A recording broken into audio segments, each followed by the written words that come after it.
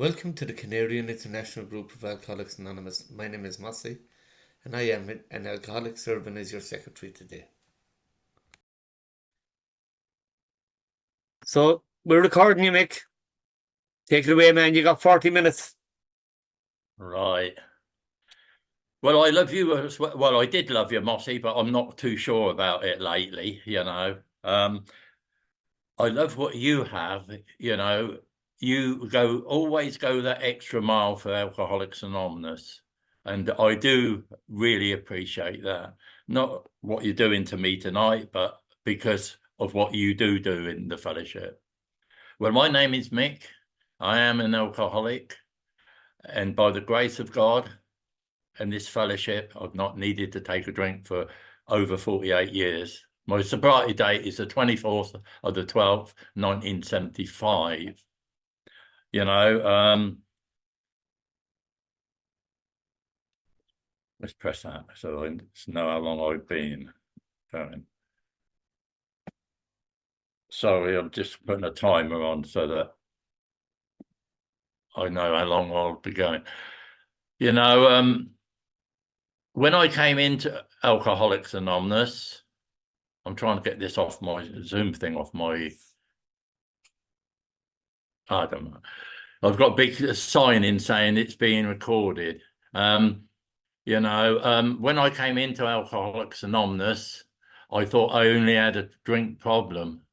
I didn't slip in AA because for 5 months, I never stopped drinking.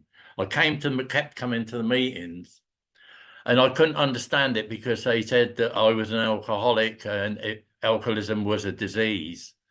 And I thought, well, surely, if it's a disease, you can get a tablet or ointment for it, And then one member said to me, Mick, it is a disease of the mind.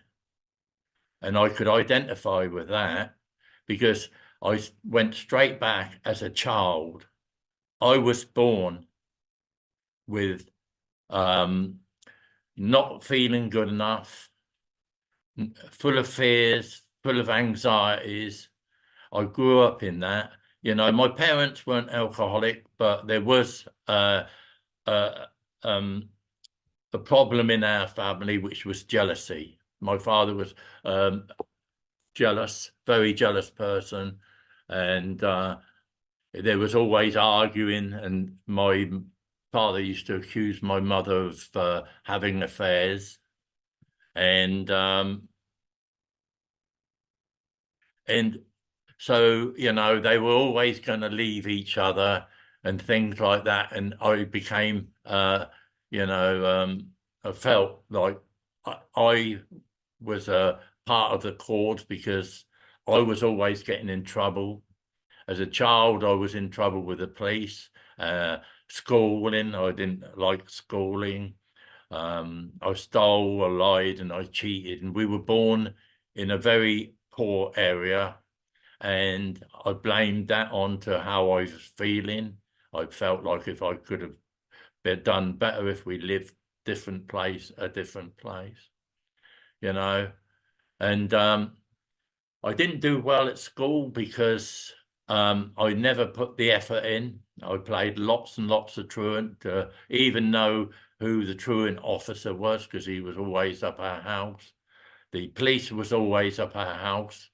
I remember once when I got into trouble when the police were there, my mother said to the policeman, look here, she says, why don't you go back to the police station and get the police sign and put it above our door, because you always spend more time at my house than anyone else's.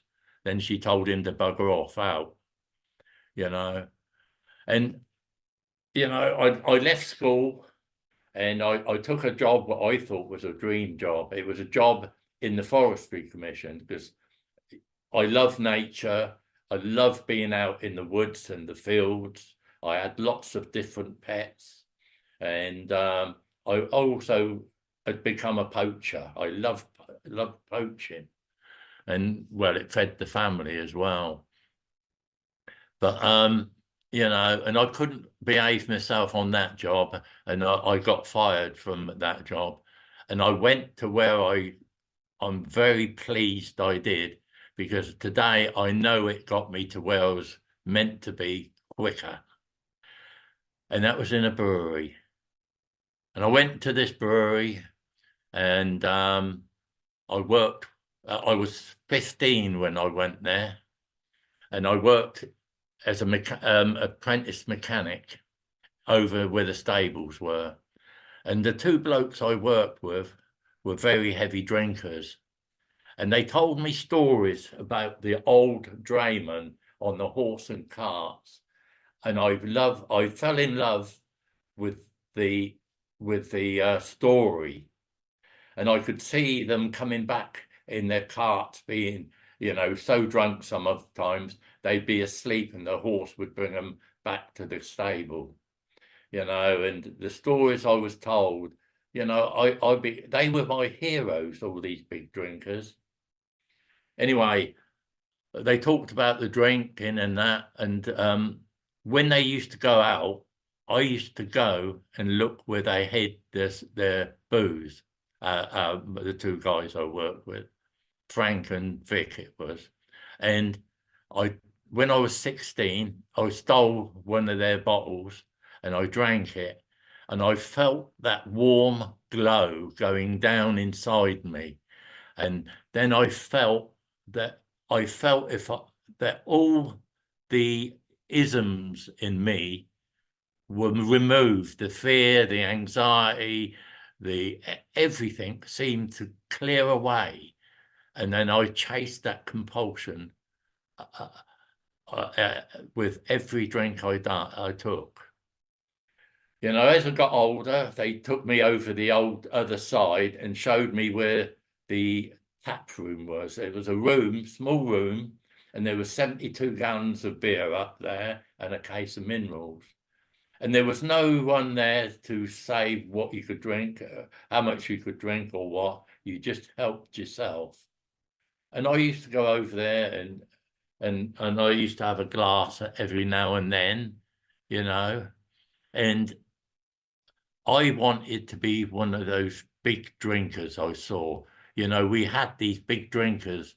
They drank far, far more than I ever did, but it didn't affect them like it affected me.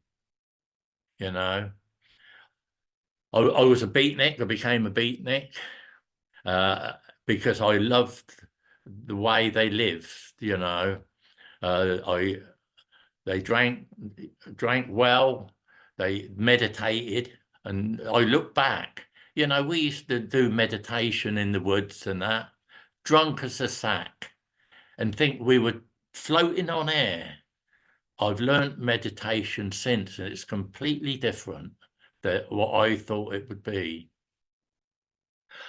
You know, my mother really was. I blamed her for everything in my life, the same as I did with my father.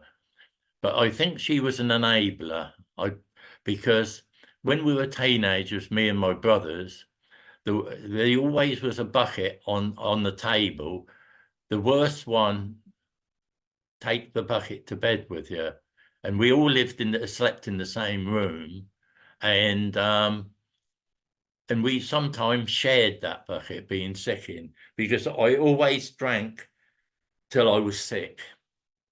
I didn't get blackouts. My two mates who I knocked around with used to, and I used to think there was something wrong with my drinking because I didn't black out and I could remember. But through time, you know, in drink, I was still getting arrested. I was getting locked up. I was going to court, and it was always drunk and disorderly. Well, a drunk I could understand, but the disorderly, because I didn't think I was disorderly, you know, I got into fights, I got into arguments with the police and that, and I got locked up quite often, you know, and it just got worse and it got worse. The guys down work were warning me because I was a thief, a liar, and a cheat. and I used to steal lots and lots of booze. You know, I'd go over the other side and drink out the tap room, and then I'd go in somewhere. And our brewery was open from 4 o'clock in the morning until you left. The bar was the bar, I call it. The tap room was always open. But I'd got to know other people in the brewery where I could go and get the extra drinks. You know, the mineral factory, the bloke used to keep cases of beer underneath the desk, and I made friends with him. The bloke who racked the beer, that's filling the tubs up. I went and made friends with him, and in there he had every different beer we made in barrels, and there was a glass there, and you just helped yourself. Where there was booze, I was there, you know. And then the blokes started to warn me about the state I was getting in, and I always put it down. I used to say, it's because they're getting old, they're not enjoying their life like I am. Now, where I've had the police raid my house for drugs, you know, never thought about my parents, how they must have felt. It was always someone else's fault. You know, I blamed everything. I blamed my job. I blamed the people I worked with. And, you know, I used to go to a club in Twickenham at the Eel Pie Island. And that was where all the crowds were, I called them the in crowds, the beatniks and that. And we used to sleep rough in the parks, and I've slept rough in churchyards, you know. I've drank scrumpy. I've drank anything and everything that altered my life, you know. But I didn't think it was a problem. I never thought it, but I never blamed booze for my crashes. I never blamed booze for the fights I got into. It was always someone else, you know. And I started to drink alone because my friends didn't want to drink with me because I was so unpredictable. I'd be buying you drinks and giving you money, and the next thing I'd be fighting you for no reason. And it just got totally out of hand. You know, people crossed the road when they saw me coming. I didn't wash, I didn't bathe. You know, I stank of diesel as well. And then I met this girl on the Eel Pie Island jazz club, and I started going out with her. And, you know, and she really thought I was something special. And we courted and then we got married, and that's when she saw the state I was coming home from work, you know, because she lived in London and I lived in Henley, and I used to see her at weekends and things like that. But when she started, when we got married, she said to me on our wedding day, "Mick, don't drink too much today, will you?" She said, because it is our wedding day. I did get drunk, but I didn't get as bad as I usually did, you know. But when we got married, we lived with my parents for a while because we were waiting for a flat that Breakspear, the brewery owned, Breakspears, and we were allotted it to live. And we lived with my parents, and then she saw I was coming home at 5 drunk. And she thought it was because we lived with my parents.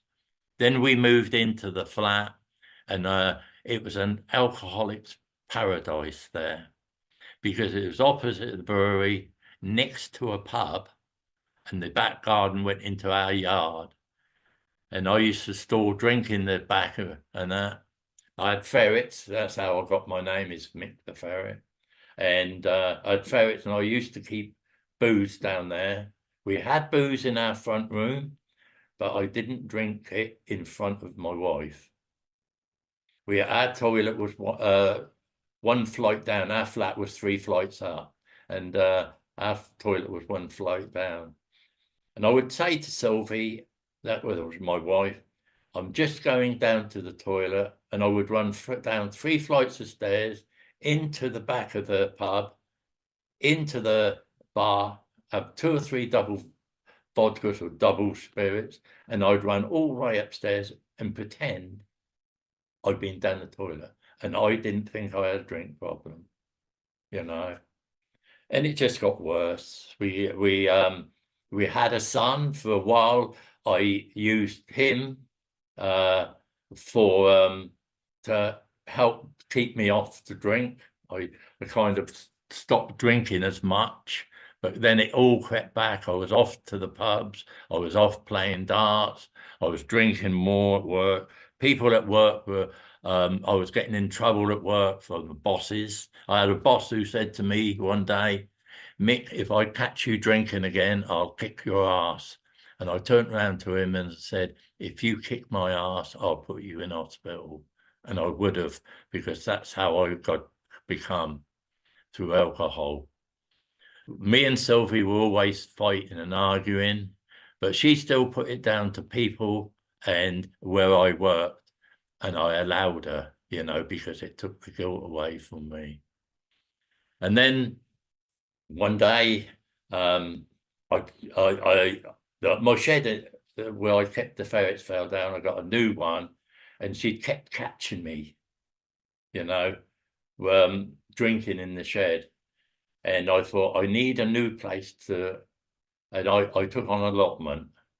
And at that allotment, you know, I planted many bottles, but I did not, and you know, I did not do the garden. I still do not know which allotment is mine. I know where the allotments are, and I still don't know which one was mine.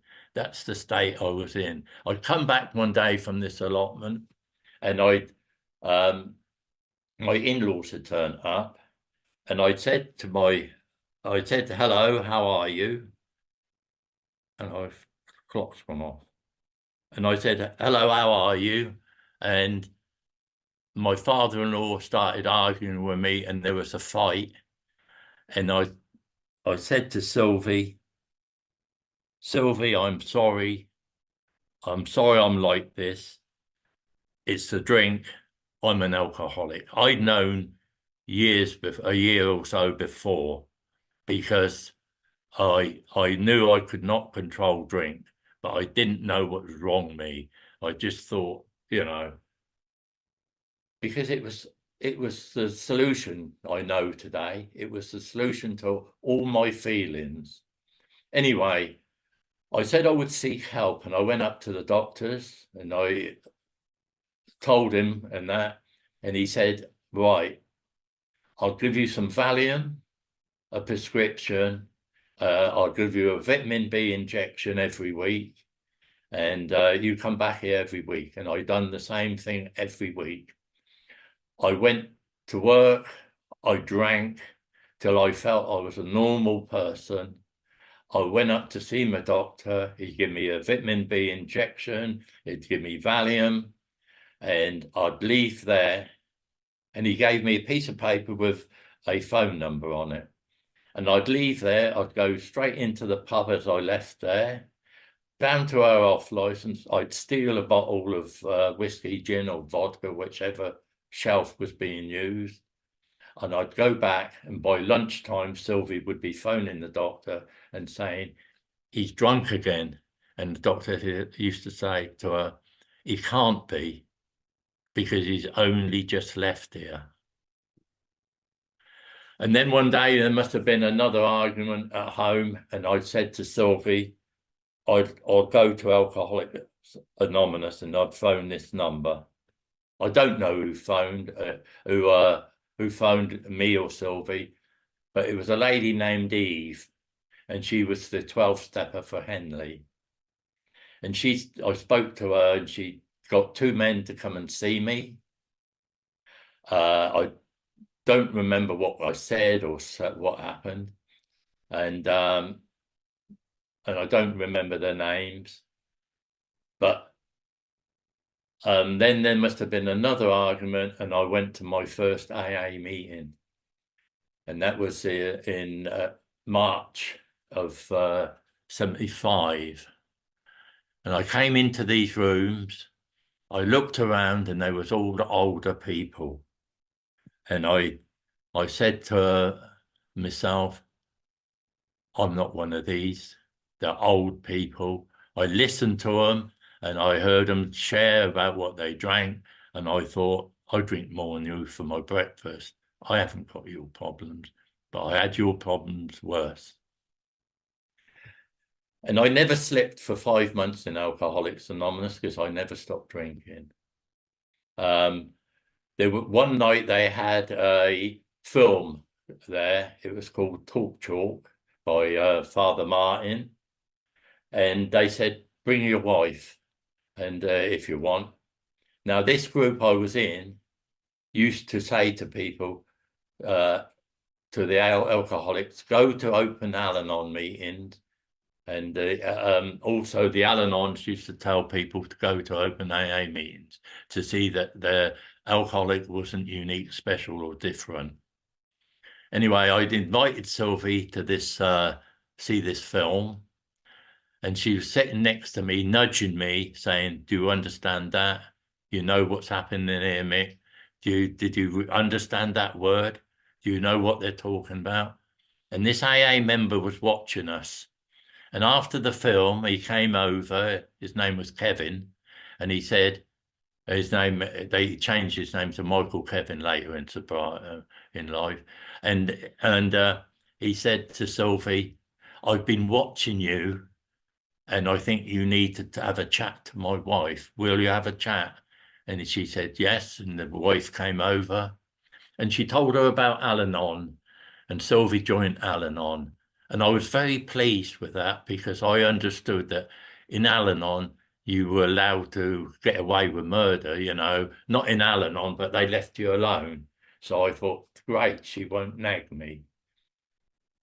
Well, that was a lie because she got worse. She nagged me worse, and that things were getting worse at home. And she feared for her own sanity, so she left. And I thought, great, I can get on with my drinking. And I don't remember much about my drinking after that, only that one day I woke up and I knew that something was seriously wrong. I couldn't remember for a month. I remember her going, and after that, I couldn't remember much for that month. Only one meal my mother gave me. And I phoned up my boss and I told him that I wouldn't be coming back to work again. And I gave him a sob story. Well, later that day, as the day went on, he told me not to take another drink, my boss. He would come up and see me. He turned up. Sylvie turned up. A doctor turned up. And they all had a chat to me and had a discussion.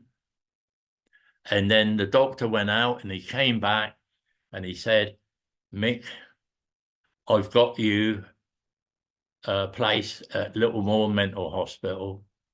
Will you go? And I said, yes.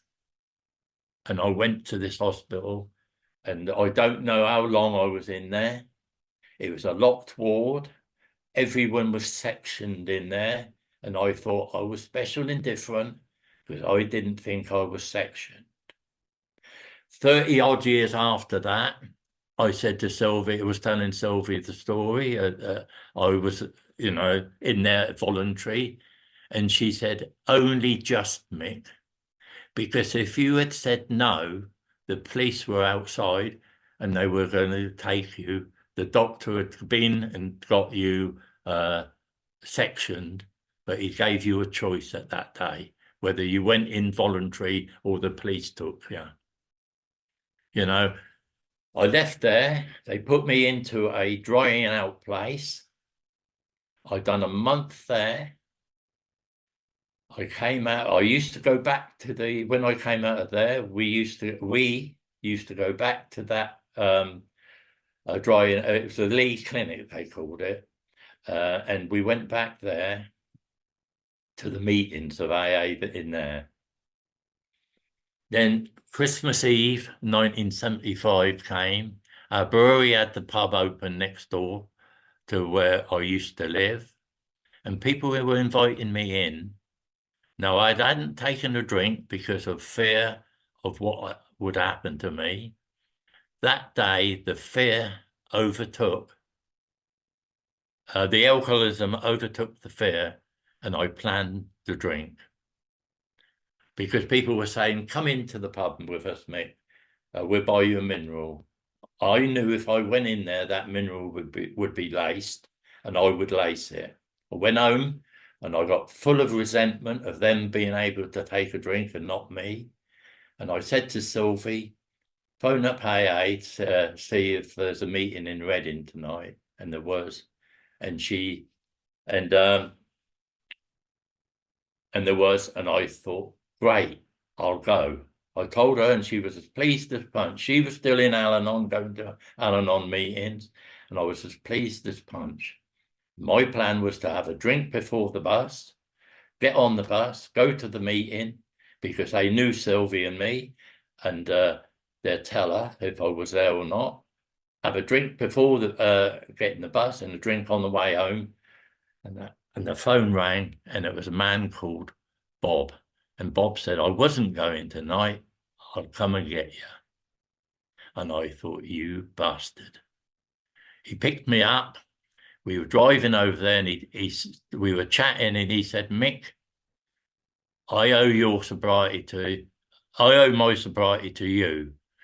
And ego in me said, ask him why. And I said to him, why, Bob? How did I help you?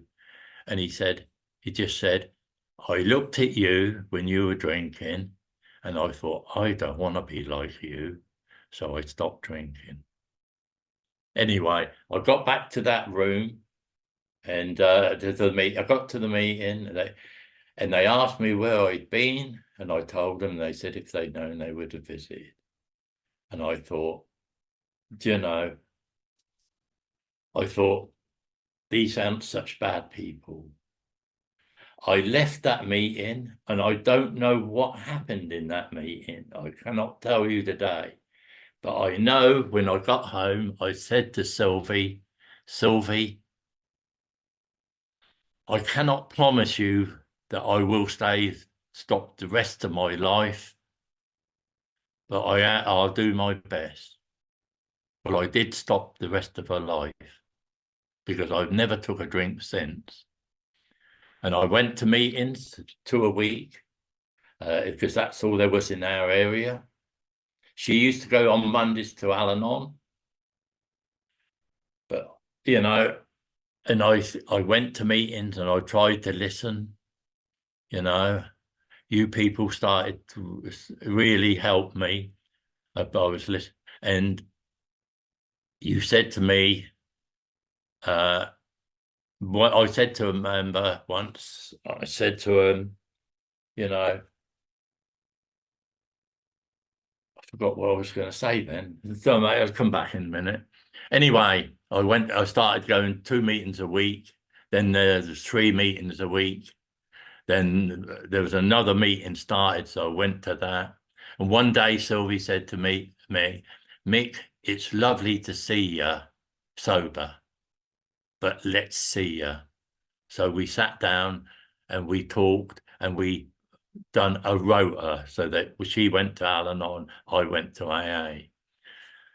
And certain nights, and that Thursdays was a night for me and Sylvie, and the weekends were for the children. You people in AA, after a little while, put their arms around me, and one man said to me, how is your gratitude, Mick? And I said, it was great. He said, right. He said, you will be the cleaner of the ashtrays and make the tea. And I did.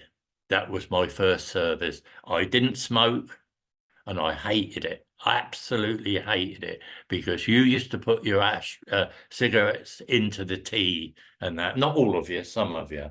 And I hated washing up. But I done it because you told me. Because you kept saying to me, how is your gratitude? Then you made me a tea person. I was only a tea person a short time. And then you said to me, you know, I don't like your tea, Mick. We're getting someone else. And then you made me a literature person. And I thought, you know, strings attached. So I began to read the literature. And then you made me a treasurer and the secretary. You kept putting me into service. And by being in service, you gave me responsibility. I didn't want to be late. I came. My sponsor was Eve to start with, but she was too kind to me. She was too soft. And I got another sponsor called Jack of Slough. Now, that man wouldn't let me get away with a but. If I said, yes, but, he used to say to me, I'm not talking to you. You're trying to get out of it. And that's true, you know. And then there was a group that started in Henley, and I joined that. And I was asked to commit myself for 6 months to that group. And I said I would, as not as a visitor, but as a member.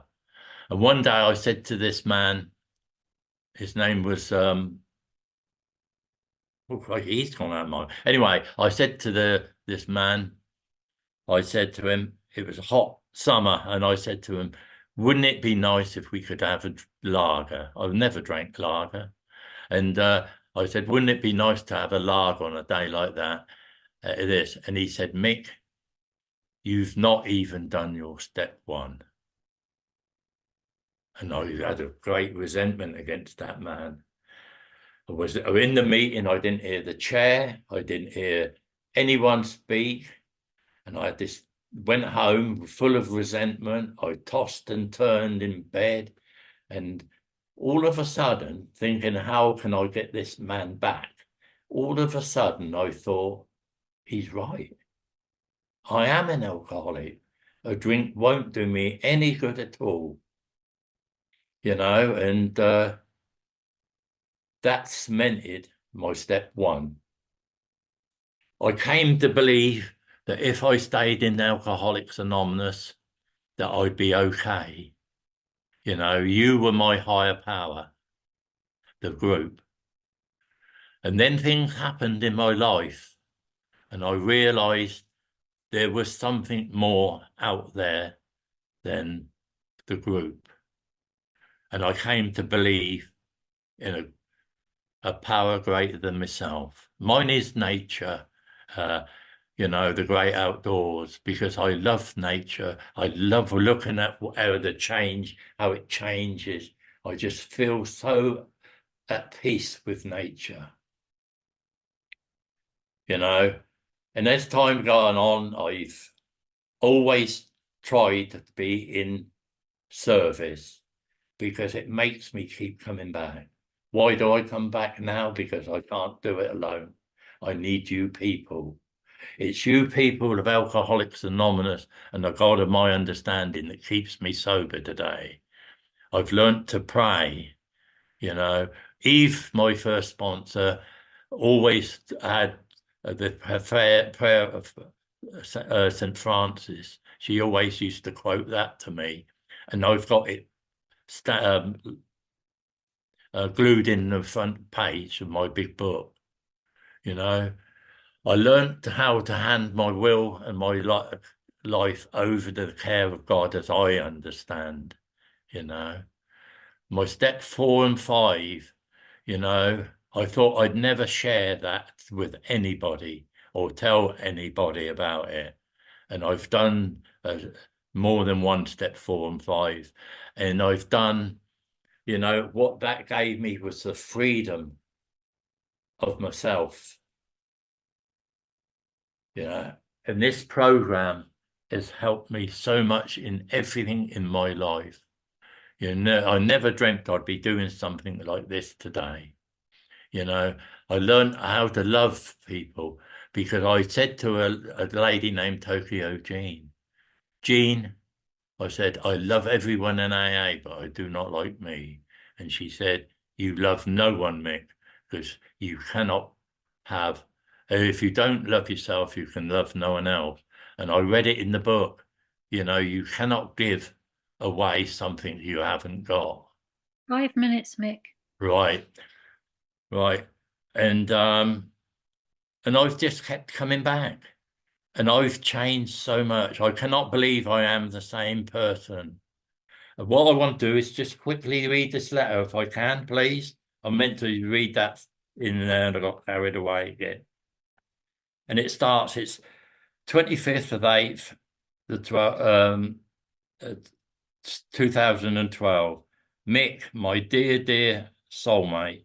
Well, my love, let's go over our years. I was 18 years old when I met you. Such a baby, really. But you think you know it all, that age. And that life will go on forever.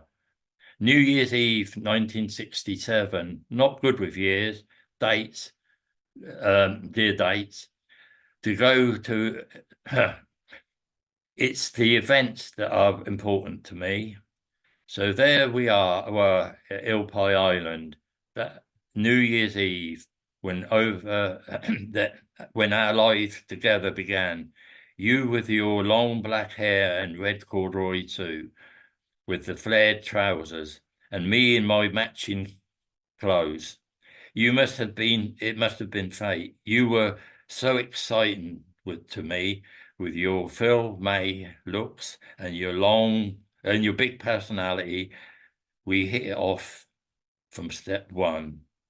Well, as you know, things progressed and we were married in June 7th, 69. Excited of our new life in Henley after an exotic caravan holiday in Hastings. We knew how to live.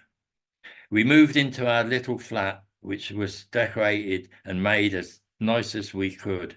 And 2 years later, Jamie was born. You were so happy at being a dad and so proud. How could we have known about the storm clouds? That's my alcoholism, gathering around. We moved into our house in Harpston Road when Jamie was 5 months old, and we thought would be easy and good. It would be easy and good for us. In 1975, we were expecting Naomi, and the clouds started to descend. That's when I went into real alcoholism, and alcoholism ran rife in our life. No one's fault, just the way it was. Well, I didn't handle it well, and was eaten up with guilt of bringing babies into this life that I had naively thought it would be perfect. Anger, fear, and resentment all took over our lives, and I had to leave for my sanity, but felt that I was deserting you in your hour of need. But the children needed stability, which incidentally, we did not find it. They did not find it in me. What a neurotic wreck I was. That was caused through my alcoholism. Well, you know the rest, and we got through it with the help of AA and Al-Anon and later Alateen to fix our children. We loved and supported each other and made it through in spite of ourselves. We eventually balanced our life, and the love support swept back. We gave our kids the best we could, and I am so glad they were young enough to gain some good times in early childhood. So many don't. We supported each other and loved each other. Oh, I read that, didn't I? And loved each other as best we could, and looked where we are now. We got through the tragedies and that life throws up by being there for each other and trying to work together, which mostly we did. Well, eventually the children grew up and I left home with all they left home, not she didn't.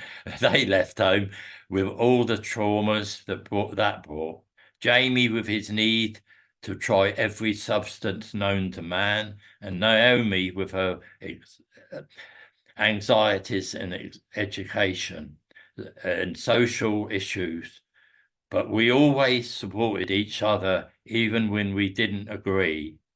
They seem settled now, don't they? And I think they are happy with their lives.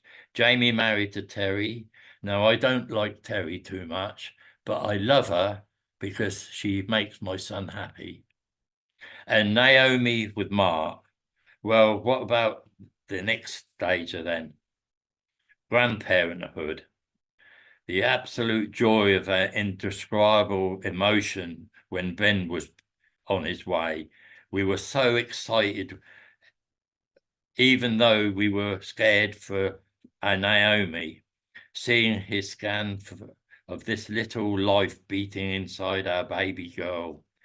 I just can't describe it. They haven't made up the words yet to fit. We loved him from day one, and you were so proud. Look at what you have achieved by putting down that first drink. And now no one can ever take that away from you, and nor would you let them. Well, there's now, 3 years on, and bingo, another baby grandchild, our little Alice. What a dynamo and bundle of fun she is. 2 very different children out of our own, but wonderful, darling little beings that come from our bloodline. Ours, in fact, I like to think. And now little Alice is to start school. Where did that go? Those children love you with all their heart and always will. You understand, Ben, he's autistic with his problems, and he adores the love you gave him. This is all your own doing. You have earned it. You are my hero in what you have achieved, and never ever complain about your lot in life. Well, once or twice. I can't make out you're a saint. Look, you all look like the devil's child in comparison. There is no one like Gangan for our Alice, and she can wrap you around her little finger with her charm and cheek. Aren't we lucky, Mick? Where we have fun, laughter, tears, and joy in our years together. We have been to some years together. We have been to some wonderful places and met some lovely people. On the way, blessed with love, you have supported me during my last difficult years with my mum and dad, and have done more than most men would have done, and put up with more than most when I have ranted and raved over some issue or other. Thank you from the bottom of my heart. Do you know we are so close sometimes that we know what the other one is thinking, scary or what? As I write this letter, you are supporting me again, another big one, the old dreaded C word, cancer. There, I've said it. I know you will do whatever is necessary to look after me, and not many people can be safe in that knowledge. But you love me truly, and I know that I know I may be grumpy at times, but I will try not to be a burden. Promise. Thank you. Thank God we agree and understand each other. I am so proud of you, and I need you to know that. Who would have thought it? Who would have thought I would have been this way when we first started out? Aren't we brilliant, hey? I love you, respect you, and I'm proud of you. Thank you again for being you. Forever, love forever, Siggy. That's what I used to call her, Sylvie, Siggy. And I looked after her 3 years after that, till she died.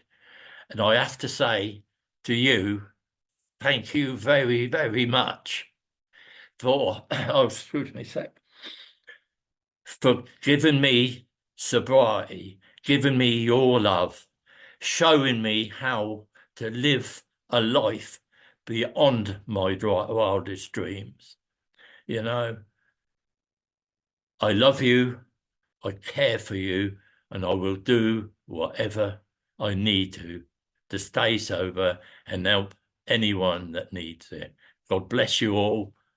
Thank you. Sorry I went on too long. God bless. Thank you, Mossy. I love you. I love you too, man. So there you go. That's it, guys. That's our Mick. Thanks so much for that, dude. And it's a pleasure to be here.